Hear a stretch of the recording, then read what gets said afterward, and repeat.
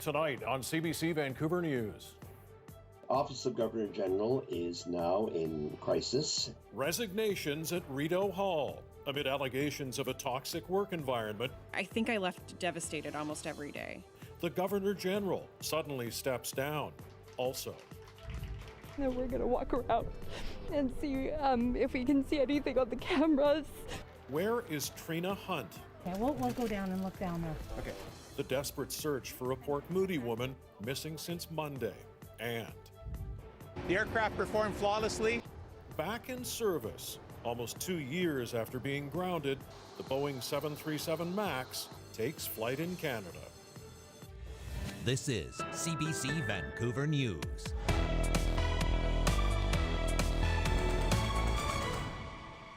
Good evening and thanks for joining us. A bombshell resignation in Ottawa tonight. Governor General Julie Payette has resigned amid ugly allegations of a toxic workplace environment at Rideau Hall. She is stepping down after an independent review into reports of abusive behavior by the Queen's representative in Canada. Sources who were briefed on the review say it is scathing. It was launched last July after CBC News reported staff accounts of Payette and her chief secretary belittling, bullying, and openly criticizing employees. More than 50 people took part in the review. Both Payette and her secretary are reported to now have hired legal counsel. The CBC's Ashley Burke has done much of the CBC's exclusive reporting on the story and has the latest developments from Ottawa. The findings of the workplace review are still secret, but the Governor General's resignation quite public. This report had some disturbing conclusions, and those conversations led the Governor General to conclude that she should offer her resignation. An unprecedented move in Canadian history. After months of revelations about the toxic workplace at Rideau Hall, Julie Payette issued a statement saying, "I still take these allegations very seriously. We all experience things differently, but we should always strive to do better and be attentive to one another's perception. I have come to the conclusion that a new Governor General should be appointed. Canadians deserve stability in these uncertain times." The government received the report last week, and after a thorough review, the Prime Minister spoke to Payette yesterday when she offered to resign. The conclusions of the report were such that the workplace was clearly a source of concern. And in fact, the clerk of the Privy Council and Privy Council officials will, in the coming weeks, be reaching out directly to staff at Rideau Hall and working with them. The Prime Minister said today's announcement provides an opportunity for new leadership at Rideau Hall to address the workplace concerns. The Chief Justice of Canada, Richard Wagner, will step in until they find a replacement. All of this set in motion by a CBC report exactly 6 months ago that triggered the review. There was a lot of crying. I saw colleagues cry. More than a dozen sources spoke confidentially, claiming that Payette belittled, berated, and publicly humiliated employees. They described lengthy debriefs during flights that reduced staff to tears, meetings that felt like interrogations, and employees being randomly quizzed, asked to name planets in the solar system. There was always that level of criticism, and I would say in almost every meeting, someone was berated. There was, I'll go as far to say, a victim at every meeting.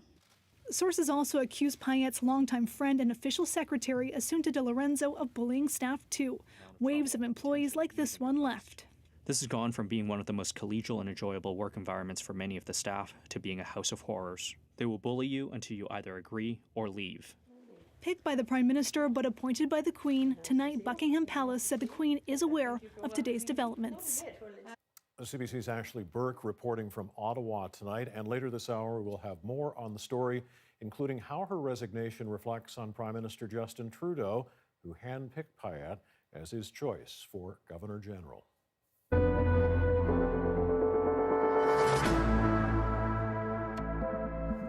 In our province tonight, more sad news on the pandemic front. Another 15 people have died from COVID-19.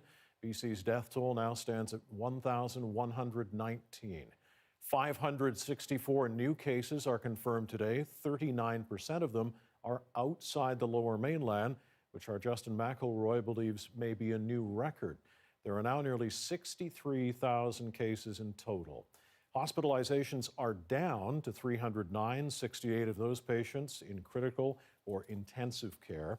Active cases are slightly up now, over 4,400.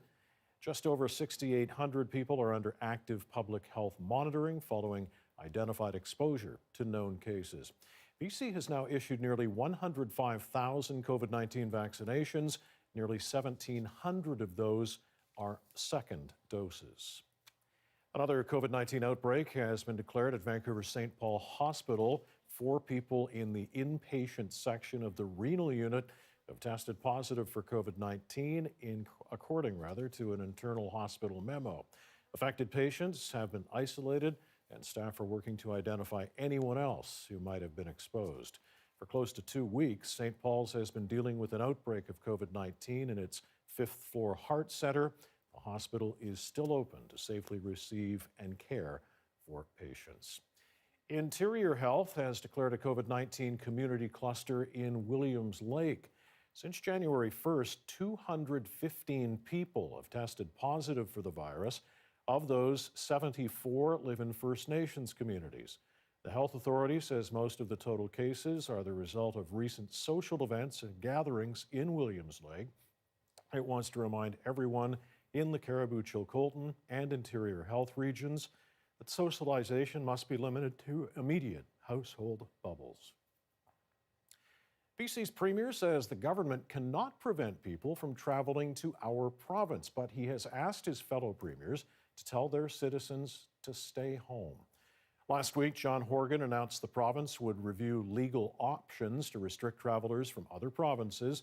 It came as a doctor in Whistler asked for such a ban after treating a large number of travelers from Ontario and Quebec. Horgan now says they can't stop visitors, though they can impose restrictions on people traveling for non-essential reasons if they are a health and safety threat.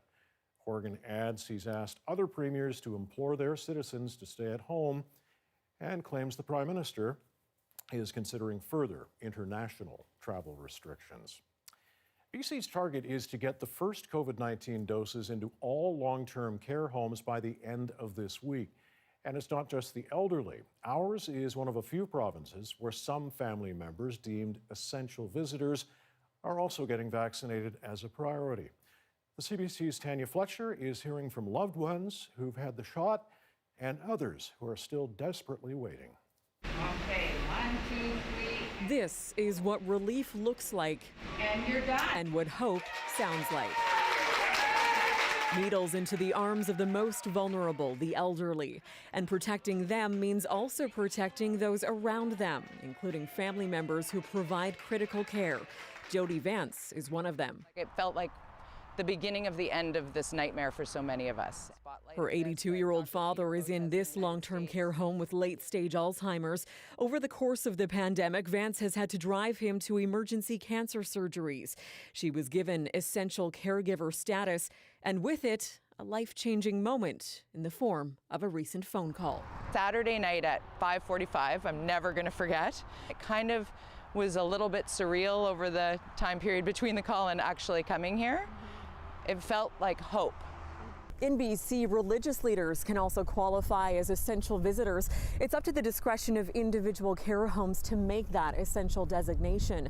And care home operators say the more help, the better. And because of staffing levels, this gives us that extra layer of assistance. So they are doing things like maybe with feeding or mobility, and that really brings quality of life to their loved one. It's so critical. As critical as those connections are, many are still waiting just to see their loved ones, let alone get the vaccine. Mom has gotten much worse. Niovi Patsikakis hasn't seen her mother in a month. Visits at that care home were halted in the fall when it was hit with repeated outbreaks.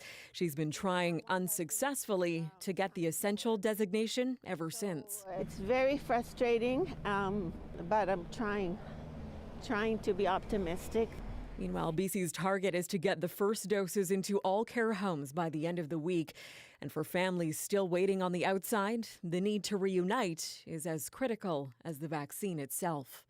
Tanya Fletcher, CBC News, Vancouver. Vancouver secondary school students will be getting more in-person instruction time beginning next month. The Vancouver School Board's Well-Being Committee heard from parents last night. They expressed their concerns about high school students getting fewer instructional hours. than students in other districts. Starting February 4th, grade 8 students, will attend their remote class in person twice a week, while all high schools will go to 1 week rotation of remote and in-person classes. And all students will have 3 interactive learning opportunities per week for remote classes. The hallways and lecture halls of universities are pretty quiet these days. Many post-secondary institutions are turning to virtual learning during the pandemic. And as Tina Lovegreen tells us, those empty campuses mean many businesses who rely on student life for their bread and butter are barely hanging on. How are you, Laura? Around campus, everyone knows Parminder Parhar. Hello, David. And he knows Thank you, Laura. everyone. You take care. Thank you so much. Parminder remembers everybody who comes by, and he makes you feel really special. And especially if you're coming here and you don't have family or friends here, that's a big deal. For 25 years, Parhar and his wife have been serving up coffee to students and staff at Simon Fraser University. They have 3 locations at the Burnaby campus, but these days only one is open. We never had a time where there wasn't a lineup, but now, sometime, not only minutes, hours go by and we don't see anybody.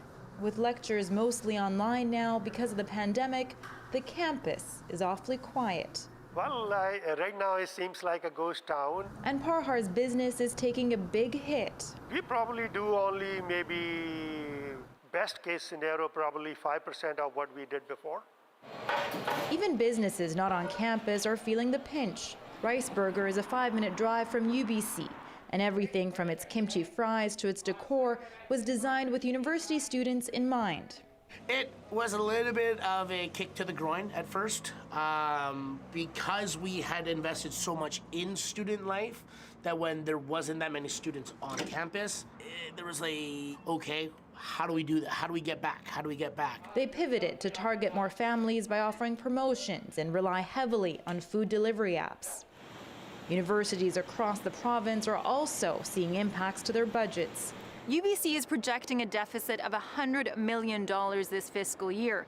Some of the reasons for the lost revenue: canceled conferences, reduced occupancy for student housing, and the shutdown of restaurants, museums, galleries, and gardens. Plus, the additional costs of offering courses online and the necessary cleaning that's required on campus. Recovering from the deficit will be a multi-year project for the university. Stronger than anticipated student demand may help, but they're also looking at minimizing hiring and reducing discretionary spending. In the meantime, Parhar will continue doing what he does best. There's nothing to do sitting at home, so better be doing something meaningful. Serving up small cups that help his customers and his business have a good day. through these tough times. Tina Lovegreen, CBC News, Burnaby.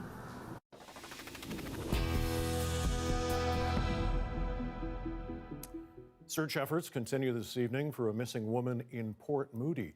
Trina Hunt hasn't been seen since Monday. Susanna De Silva is live at the command post set up by the community there. So, Susanna, what's the latest on the search tonight? Yeah, well, it may be dark. It's very cold out, but that has not stopped the center that is here. They even have small fires going to keep the volunteers here, and it hasn't stopped the steady stream of people who have been arriving all day to offer assistance, to ask questions, to find out the latest information, as concern continues to grow because it has been almost 4 days since Trina Hunt was last seen. Hopefully we can make a difference. All day they came with hope and supplies to bolster the search efforts. Allison Sager works with the missing woman's husband. They're just such an incredible couple that we have great hopes. But it isn't just those who know Trina Hunt that are fueling this massive effort. Jessica Saravanchi doesn't know Hunt, but offered her driveway for a neighborhood command center. She met Tazim Nanji yesterday, and she says they have become fast friends through the united effort. It could have been me. We're close in age. We're living in the same area. I go for walks all the time in the area. So I think that you're right. It's just someone from the neighborhood. It could be any of us. Police say she was last seen by her husband Monday morning around 6 a.m. When he came home to an empty house, he called police. Coquitlam Search and Rescue, RCMP helicopters and K9 teams were initially brought in. That they are not actively searching at this particular point. but we're also doing our best to give them a better start point. Let's put it like that. The reality is that, it is out of character for her to have gone missing in this way. And that's one of the reasons we activated our, the search in the manner that we did right away. Now the community has taken up the effort, organized through Facebook, complete with a detailed map people can mark to note their search efforts there. Volunteers who arrive here are being asked to cover off particular areas. They've highlighted different areas, so we'll be walking the neighborhood and finding any cameras that might have information that might have been missed, that people might not have checked already. Volunteers and police are asking everyone to ensure they are prepared before heading out and say they have been overwhelmed with supplies, even saying they don't need any more. People are dropping off hand sanitizers, water, masks, food, warmers, coffee, everything. And Susanna, have we heard anything more from police tonight? Yeah, just a few moments ago, we received a release from the police updating the investigation that the search does continue, but within it there was also a statement from the family saying that the ground search has been suspended, that this community center for volunteers is going to wrap up tonight, that they are hopeful and appreciative of all of the efforts from the community, and they are hoping that the efforts of the police will bring her home. They describe her as a beautiful wife, daughter, sister, auntie, cousin, and friend, and they hope that she will come home, and they are encouraging anyone who has seen anything, has any information, to contact police. She was last seen wearing a black North Face jacket with a teal green collar and pink or purple shoes. Mike? All right, Susanna De Silva live in Port Moody tonight. The City of Victoria is offering special relief funding for businesses hit by a Wednesday glass smashing spree. We want all of our businesses to stay in the downtown. We want them to know that we've got their backs, and this was a unanimous support by Council today saying that. Council voted in favor of the one-time relief fund for businesses hit by vandalism. On Wednesday morning, Victoria Police arrested a man after 14 locations were found to have windows and doors smashed by rocks or other items. They believe he's the same suspect who stole a water taxi from the Victoria Harbour on Tuesday. A relief fund will come from the 2021 contingency budget and be distributed through the Downtown Victoria Business Association. Well, the pictures from the U.S. Capitol 2 weeks ago told a story of increased radicalization and extremist views. But experts here in BC caution it's happening here as well. As Andrea Ross reports, they say it's spurred by COVID-19 and an increasingly tense political atmosphere.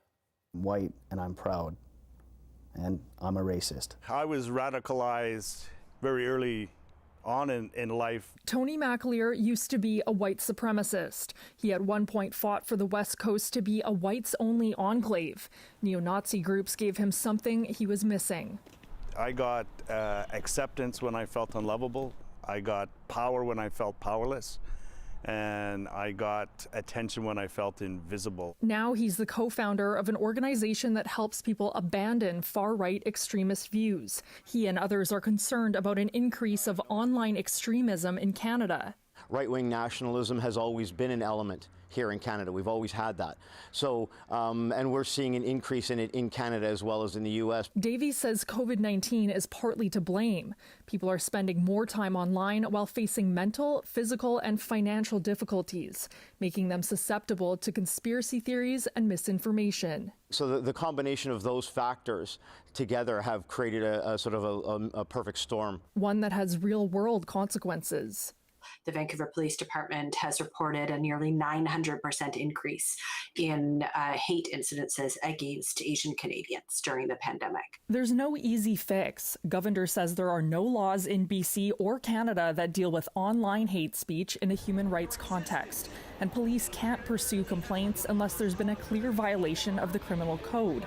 But everyone can play a part in stopping hate. To speak up where we feel safe to do so, to ensure that we show compassion to our fellow citizens, that we speak up against hate and racism and say that's not acceptable. Davies says we need to discuss the roots of radicalization without writing people off. You can't just say to a person, your belief system is incorrect. That's the exact last thing anybody should do. You're going to push that person farther into that belief structure. It's going to take time, but McAleer says it's something BC needs to take seriously. We have to be vigilant, we have to stay on top of it, and we can't give it room to grow or fertile ground with which to spread. Andrea Ross, CBC News, Vancouver. Canada is getting ready to approve more vaccines. So will there come a time when we can choose which one we want? We have a closer look at the differences coming up.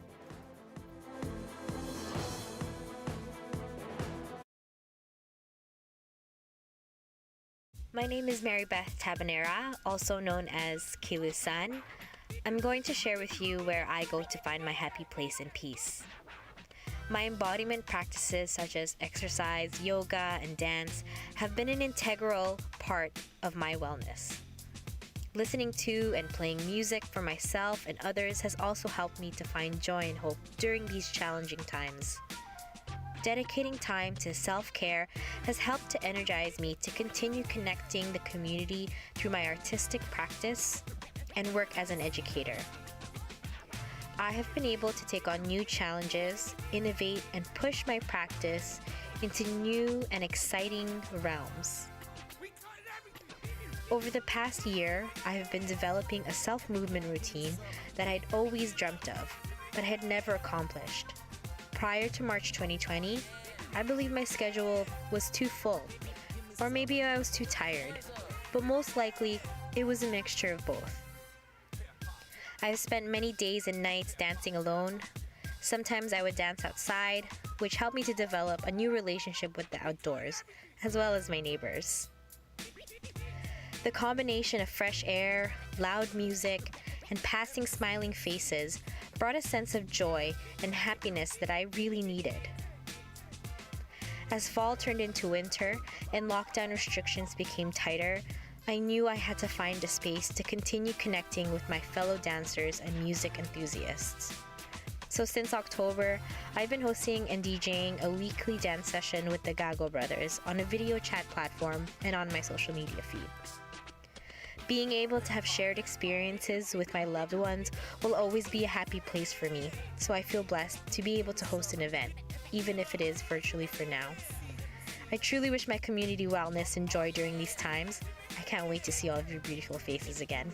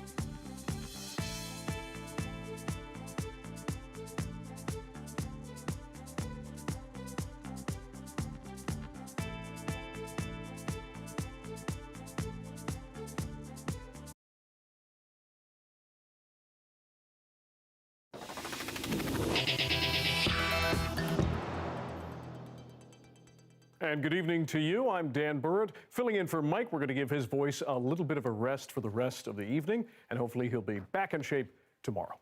Trails in Stanley Park have been shut down for a second time after more reports of aggressive coyotes.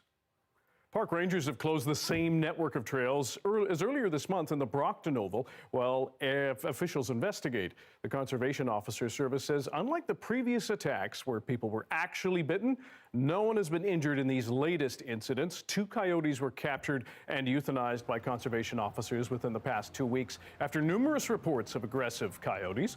The service says the behavior is often the result of them being fed by people. It says if you're approached by one, best to make yourself appear as large as possible, wave your arms, and make lots of noise while staying in place.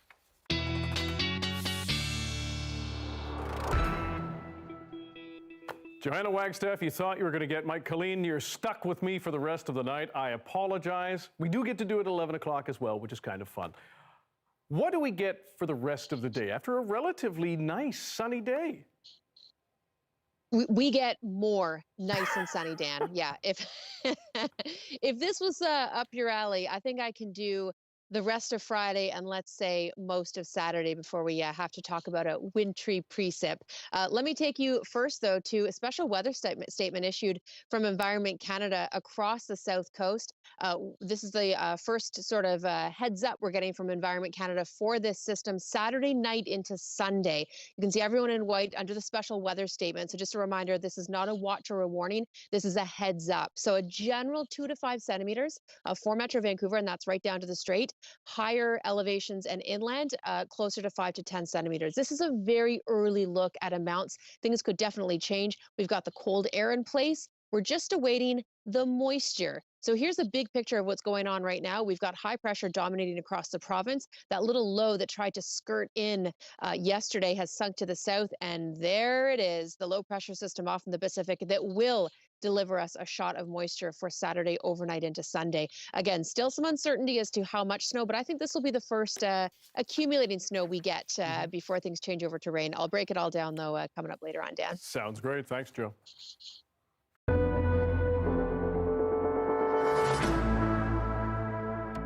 Turning now to the COVID-19 crisis. After 2 weeks and 2 weeks after holiday-related spikes, we're beginning to see a trend in the right direction.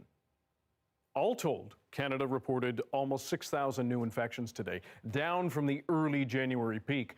Also encouraging, Canada's 7-day rolling average is falling, at least for now, but from over 8,000 to over 6,000 cases now. We have an update from federal officials on deliveries of the Pfizer-BioNTech vaccine. On Tuesday, they confirmed Canada wouldn't be getting any doses of the vaccine from Pfizer next week. Today, the vaccine task force announced there would be vials coming early next month, but will be 80% less than originally expected in the first week. Pfizer informed us this morning that we can expect around 79,000 doses for the first week of February. So despite this bump on the road, Pfizer continues to assure us that they're on track to meet the total allocation of 4 million doses to Canada by the end of March. To that end, we expect a rapid scale-up of deliveries in the upcoming weeks following this current supply disruption. Pfizer says the vaccine deliveries have been disrupted because the company is making upgrades to its plant in Belgium that will allow it to increase production. The disruption of vaccine deliveries, meanwhile, has many wondering what other vaccines are under consideration. While there are several in the pipeline, experts say 2 of the 7 vaccines are about to be submitted for approval. As Christine Birak tells us, that has some hoping they can choose what shots go in their arms. We need to get these vaccines rolled out as soon as possible. Retired Canadian steelworker John Pittman admits he's no scientist, but he's read some vaccines might offer better protection for older people, so he'd like a choice. If they do get the approval for the AstraZeneca, then I would just wait for that. In a few months, he might have that option.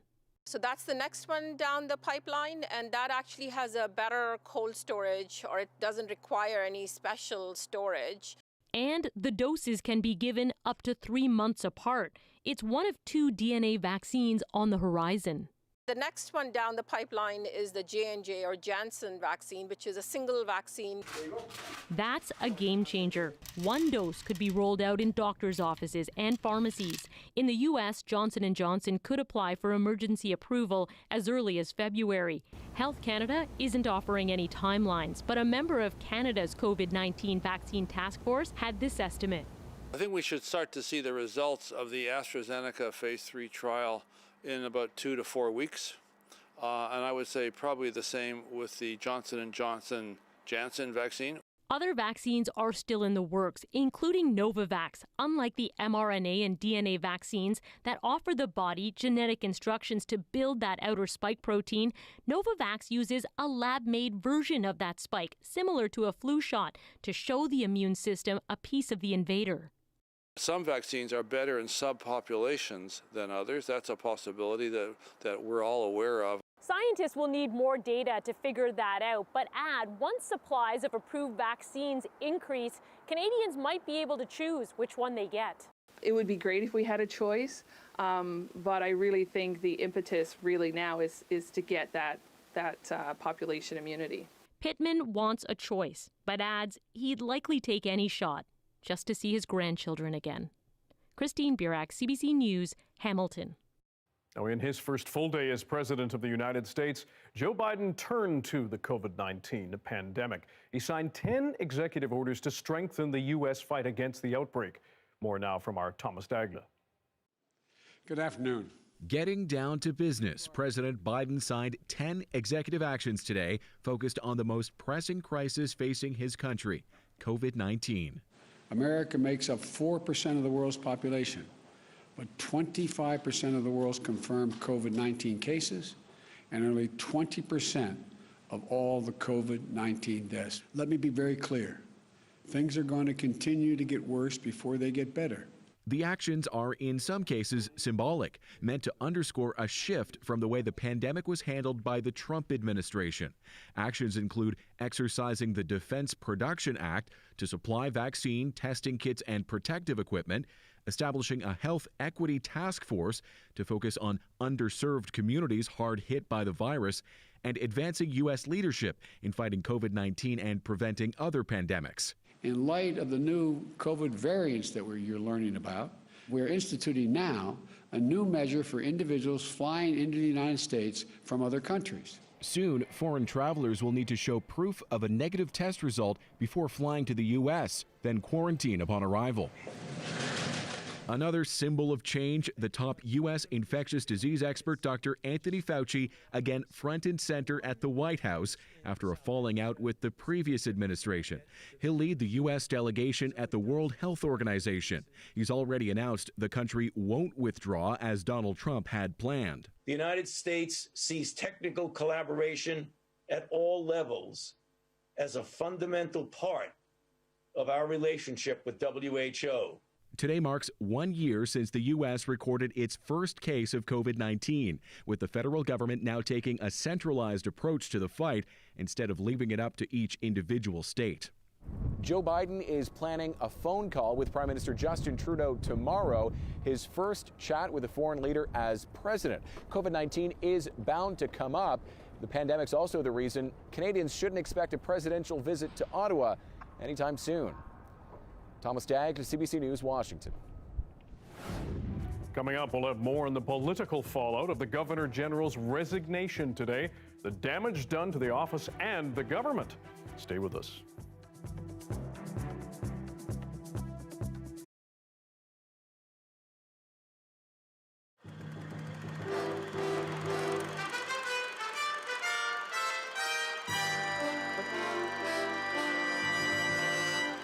Good evening. Anarchist bombings, the red-hot video stores in Vancouver, the BC Hydro substation on Vancouver Island, and the Lytton Industries factory in Toronto. Police say all these bombings were done by one group of anarchists. And in Vancouver, they've arrested 2 women and 3 men, all in their 20s. Jerry Thompson reports.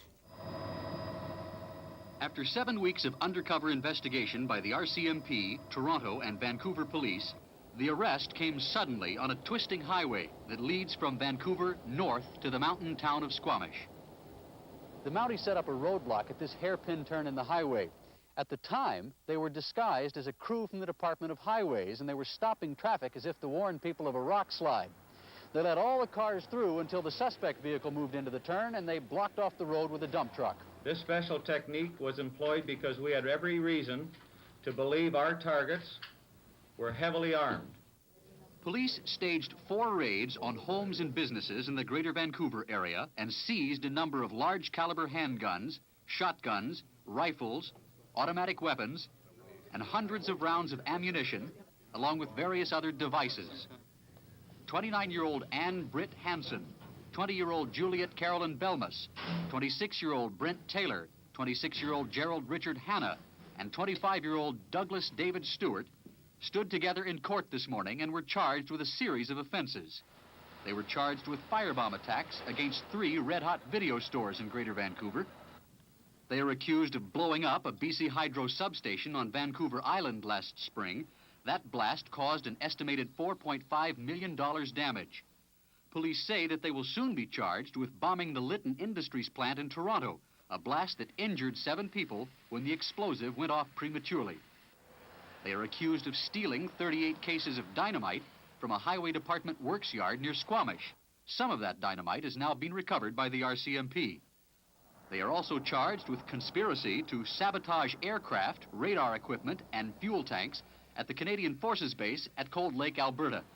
They are charged with conspiracy to damage the icebreaker Terry Fox, a ship now under construction in North Vancouver. They are charged with conspiracy to rob a Brinks truck. In fact, police were concerned that the Brinks robbery was just about to happen.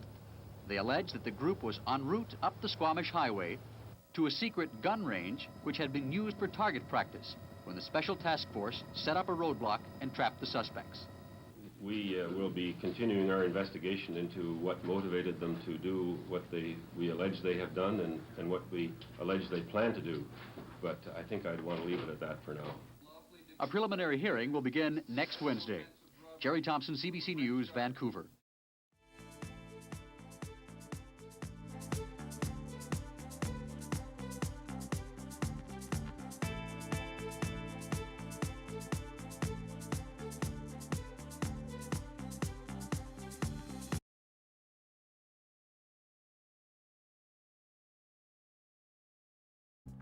Here are some of the stories we're following tonight for you on CBC Vancouver News. COVID-19 has killed 15 more people in our province, bringing the death toll to 1,119. Health officials are reporting another 564 new cases of the virus today.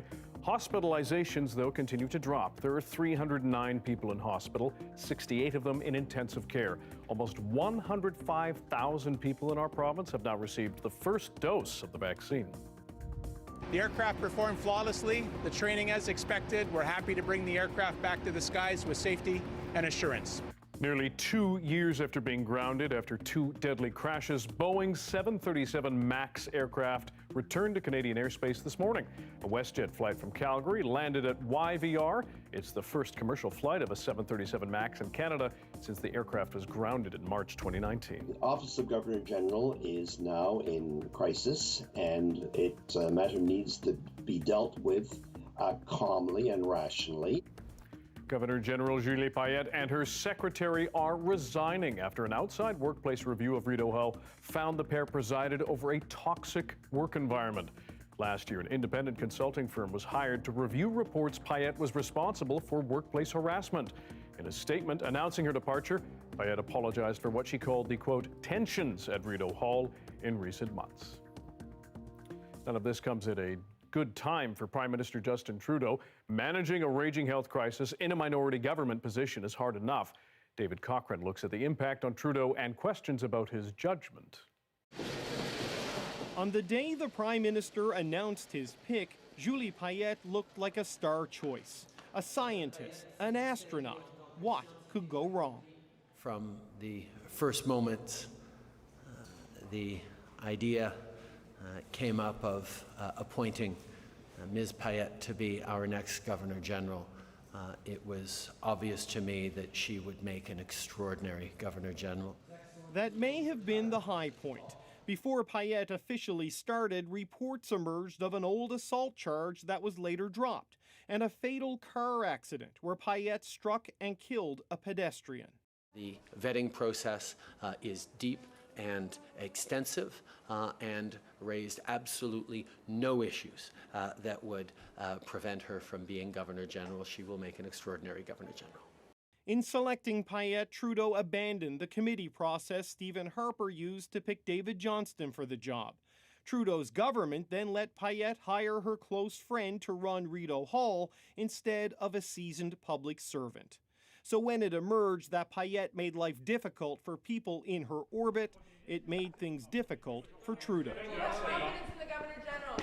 The allegations of a toxic Rideau Hall, followed by revelations Payette left the Montreal Science Centre with a $200,000 severance after employees complained of mistreatment, and that she left the Canadian Olympic Committee after allegations of verbal harassment. This definitely looks poorly on the Prime Minister, who essentially handpicked the Governor General and curtailed this appointment committee that had been put in place a few years prior by the prior government. Payette's departure comes during a minority government in what will likely be an election year, a time of political uncertainty during a period of instability in the Governor General's office. David Cochran, CBC News, Ottawa. One of Canada's most iconic scenes is due for a facelift. The plan is to make it safer, but critics fear it will come at the cost of its natural beauty. We'll show you both sides of that debate coming up. And at 6, let's check the time here, 39, there's a live look at Revelstoke. There was a big train going through earlier, snow on the ground there, and snow is on the way for Metro Vancouver, at least at higher elevations. Johanna will have the details next.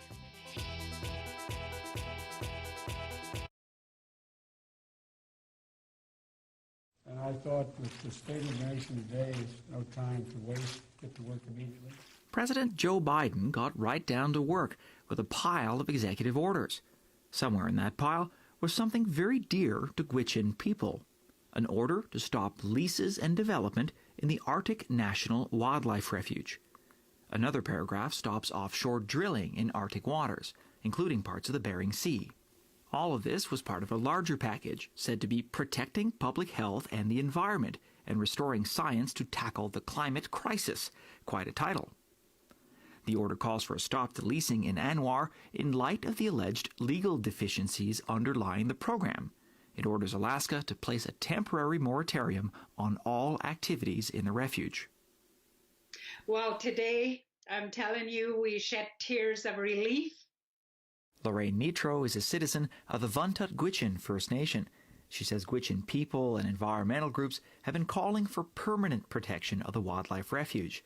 While this order doesn't grant that, a temporary hold and the attention given on day one is reason to celebrate.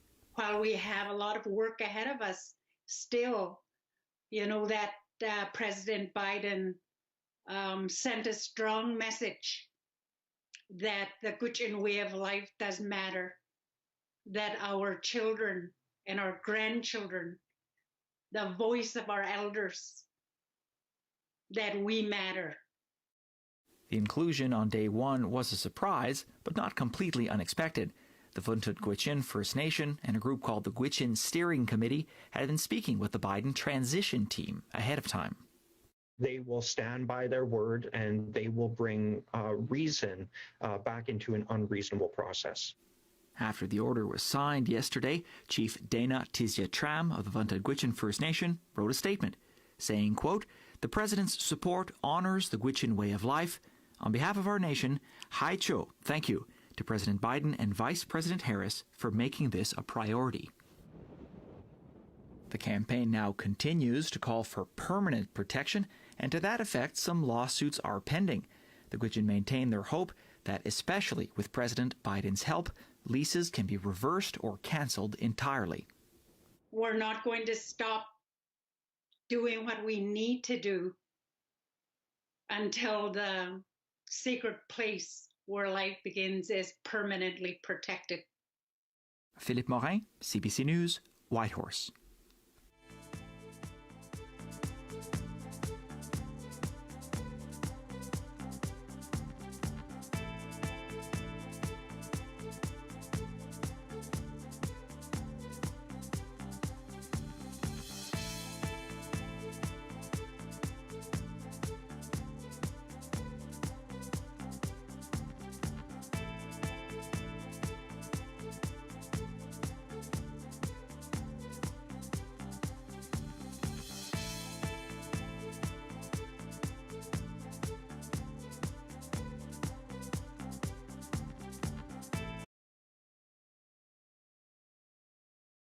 The Market Report is brought to you by Fortis BC. We've got even bigger rebates. Whoa! On select high-efficiency equipment for business, but only for a limited time.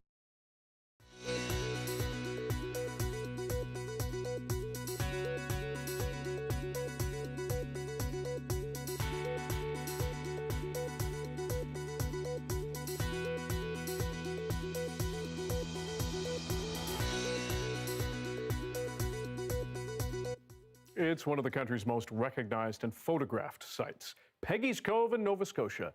Now there are plans for a multi-million-dollar project intended to make the site safer and more accessible. But as Colleen Jones tells us, some people are worried about how the final project is going to look. For many people, Peggy's Cove is simply rugged, raw, and beautiful. It is glorious to be able to come here and see all the natural look of the rocks and the lighthouse. So you're afraid they're going to pave paradise here? Well, I saw the drawings on the internet. It looks like it's very extensive, and it's just a big flat platform. Now, not everyone thinks the plan is bad. Tina Boudreau comes here regularly. I think it's going to be easy access for a lot of people that can't get down on the rocks. The platform is to allow safe viewing and create accessibility. But Peggy Pippi wonders if it needs to really be as large as the drawing looks. It's just too large of a structure, and it's going to take away from the natural beauty. Peggy and her sister Laura have created this Facebook page, Save the Natural Beauty of Peggy's Cove. They're organizing a protest for this Saturday against the plan. The voice of the people is what we need to stop this from happening. Already work on the project is well underway. They have raised the road into the lighthouse area. This road is prone to floods during storms. They've created sidewalks and finally public washrooms. John Campbell's family bought the Sou'wester restaurant back in 1969. He hopes for the best with the Peggy's Cove facelift. Years ago, when we paved our parking lot, there were people that said pavement doesn't fit into the natural beauty of Peggy's Cove, but today I've never heard a comment about it after it was done. Deborah Page is Director of Marketing and Communications with Develop Nova Scotia. Our intention in terms of taking on this work is to try to disturb as little as possible in order to actually meet the goals that have been co-created with the community. Develop Nova Scotia says it's open to meeting the groups concerned and that webinars and public information sessions will continue. Colleen Jones, CBC News, Peggy's Cove. Not that you're likely catching a flight anytime soon, given the fact health officials say you only ought to do so if your trip is essential. But after nearly 2 years sitting idle, Boeing's 737 MAX 8 is once again flying. This WestJet flight landed safely in Vancouver after taking off from Calgary this morning. It comes after the planes were grounded following 2 deadly crashes. Transport Canada lifted its grounding order yesterday after approving design changes to the plane and making pilots undergo extra training.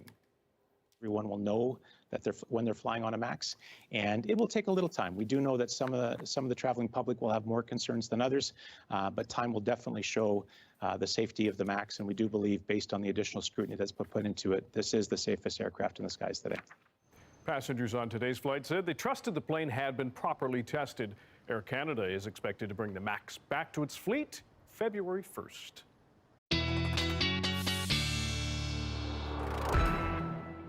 Meteorologist Johanna Wagstaffe joins us once again with a full and complete forecast. Would have been a nice day to fly across the South Coast, Joe.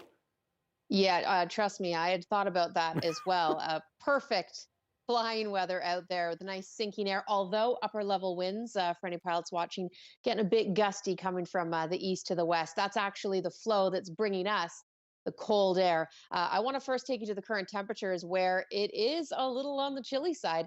Temperatures at YVR are still showing a 5, but they're dropping. You can see up towards Squamish at a 2, Sunshine Coast, 4, I should say, Sunshine Coast down to a 2, and we will see our temperatures get close to the 0 degree mark even further over the next 24 hours. Tomorrow night could be dropping down into the -3, -5 range. Okay, here's the big picture as we enjoy a couple more sunny days, as I mentioned earlier, and await the wintry mix Saturday night. High pressure is dominating as it sinks across the province. It is dragging down the cooler air, and we are getting some gusty winds across the south, even into the valley, so expect a wind chill through your morning hours. Low pressure is approaching from the west, so here's Saturday morning, lots of sunshine across the south coast. As that cold front, though, enters into the picture, things are expected to start off as snow overnight into Sunday before changing over to rain. So we do have that special weather statement in place for accumulating snow for Metro Vancouver. Tomorrow's forecast, though, looking gorgeous. Dees Lake, a -6. Prince Rupert, I think this is day 3 of the sunshine for you, and you've got another nice one tomorrow. Central Interior and the Peace. You've got wind chills tomorrow morning up around -14, and we'll see wind chills in the -10 range right through the Kootenays and into the Southern Interior as well, hanging on to a 7 for Victoria. Right about your seasonal mark. Okay, looking at that long range and breaking down the Sunday forecast there. Get through a chilly day tomorrow. Temperatures will be one of the cooler highs we've seen in some time. Back down to a 3 for Saturday, but again, hanging on to the sun for most of the day. And then Saturday overnight into Sunday, that's when the precip's expected to start. It looks like it'll be hard or take a little longer for things to start up in Victoria and Richmond, southern sections of Metro Vancouver. But I do think at this point, early indications show a couple centimeters for everyone, right down to the Strait, and much higher amounts, 5 to 10 centimeters for higher elevations and inland sections. But that too, as your afternoon high, things will change over to rain. So I will definitely keep you posted. Tomorrow, I'll break down some amounts for you as we look forward in time. Right now, though, looking back in time, one day after making history at the U.S. presidential inauguration, a young poet is practically a best-selling author. 22-year-old Amanda Gorman read her poem, The Hill We Climb, capturing the world's attention. And today, her upcoming collections of poems, which are not even published yet, are the most in-demand books on Amazon. Our Johanna Reid has the story of a new star and how she's inspiring people in this country. We've learned that quiet isn't always peace, and the norms and notions of what just isn't always just is. On one of the biggest stages in the world, Amanda Gorman delivered more than just words. For many, she delivered hope. Where can we find light The 22-year-old Harvard grad and activist says she was struggling to finish her speech for the Biden-Harris inauguration when the siege happened on Capitol Hill. What it did is it energized me even more to believe that much more firmly in a message of hope and unity and healing. Her words resonated around the world. Pre-orders for her 2 new books skyrocketed. More than 4 million people followed her on Twitter and Instagram, and she attracted even more famous fans. Oprah, already an admirer, gifted her that incredible ring. Canadians, too, connected with Gorman's message. Ontario English teacher Doreen Bonsu was so impressed she discussed Gorman's poem with her high school students. I think for my students, when they see Amanda, I hope they can also see themselves. Bonsu says this year they've had discussions around racism and inequality, and most recently the siege on Capitol Hill. And a lot of my students were feeling frustrated, they were surprised, they were anxious. And it's really neat to see how now, after reading the poem, there's a sense of hope and unity. Ashwin Jaswal was in her class today. It was super inspiring. It felt like one day I could be up there. You deserve more than a poem. And Nisha Patel, Edmonton's poet laureate, says Gorman's work reflects an exciting time for a new, diverse generation of authors whose predecessors had been stifled. What we're seeing is that realization is coming to light, and that possibility is so endless. She says there are many young voices like Amanda Gorman's, just waiting for a chance to be heard. For there is always light if only we're brave enough to see it, if only we're brave enough to be it. Johanna Reid, CBC News, Toronto. It's the kind of pickle you'll want to get into. After the break, we'll show you why this love child of 3 racket sports is surging in popularity.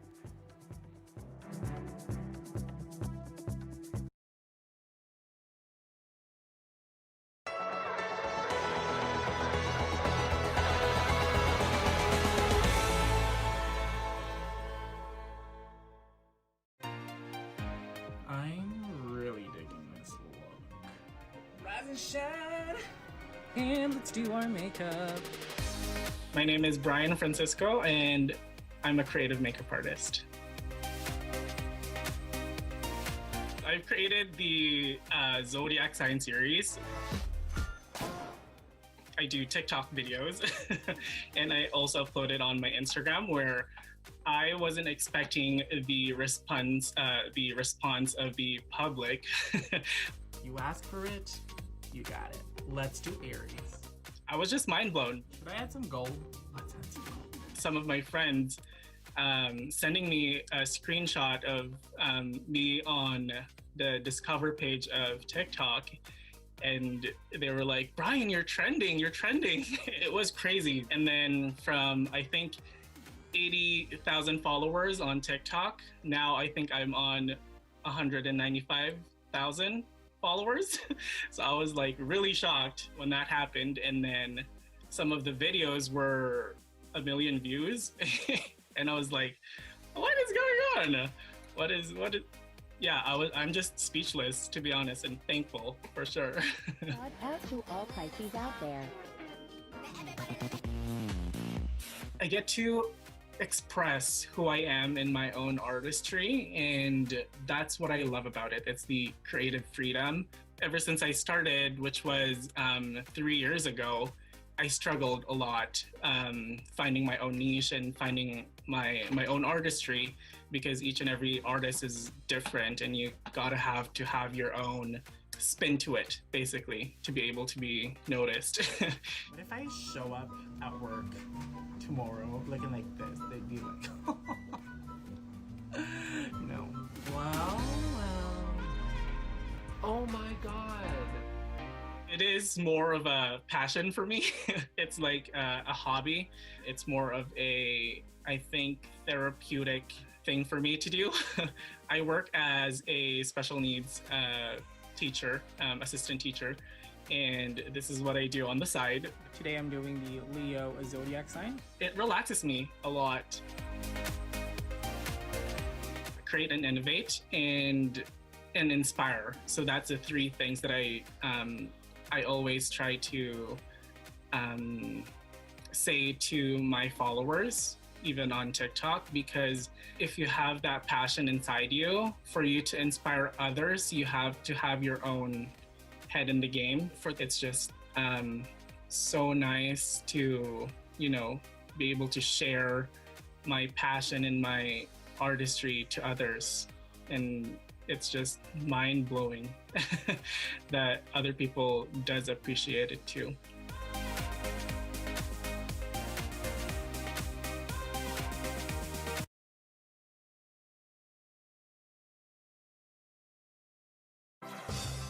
Hi, I'm Amy Bell, and here's what's in your CBC Vancouver inbox.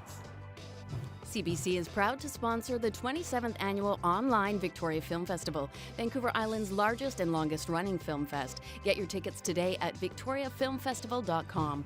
And never miss a special programming series or contest. Subscribe to CBC Vancouver's e-newsletter at cbc.ca/Vancouver inbox and keep connected with us.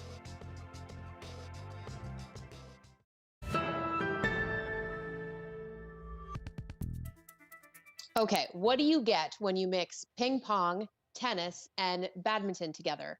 You get pickleball. The sport is becoming more popular than ever this winter, thanks in part to the pandemic. And on Prince Edward Island, a lot of seniors play, particularly those who usually go south in the winter. In the community of Stratford, the numbers of players quadrupled this year.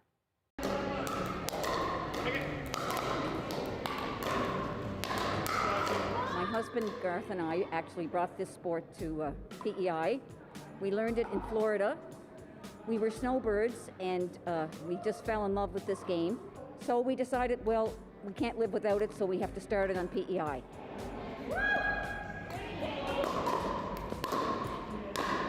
Advertisement up, say, come try pickleball. So I just been new to the island. So I said, okay, I'm going to try this, trying to meet new people. And I just picked up the sport and enjoyed it ever since I started playing. We started with 30 people participating in pickleball. Now we're up around 130, 135. And right now we have a wait list. The sport is growing. It's a great sport. It's a sport combined with ping pong and tennis and badminton. So 3 sports in one. If you can stand, you can play it. Anybody of all ages can play it, and it's encouraging, and it's really, once you start playing, you get addicted to it, right? You start loving it.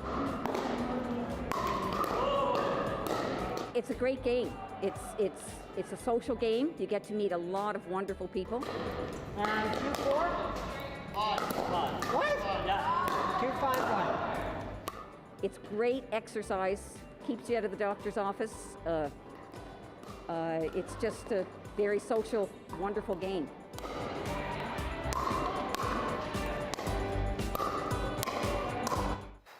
There's a serve. Do you play? Not pickleball.